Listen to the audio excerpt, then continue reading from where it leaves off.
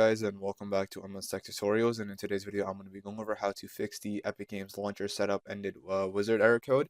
And let's get straight into the video.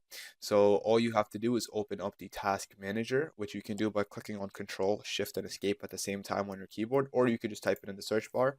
Go up and just type in Task Manager.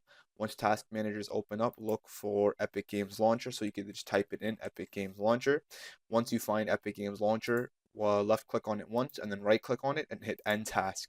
Once that is done, you can go over to, or you could X out of Task Manager. You can refresh your page, and then what you can do is go over to Epic Games Launcher and then start it back up, and then that should fix the issue. And now once Epic Games Launcher is open, you go ahead and start it up.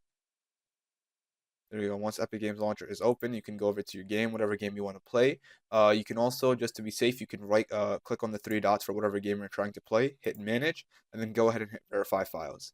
And once you do that, you guys should be good to go and you are all set. So that is it for the video. Thank you guys for watching. Make sure to give the video a thumbs up, subscribe to the channel, and have a great day.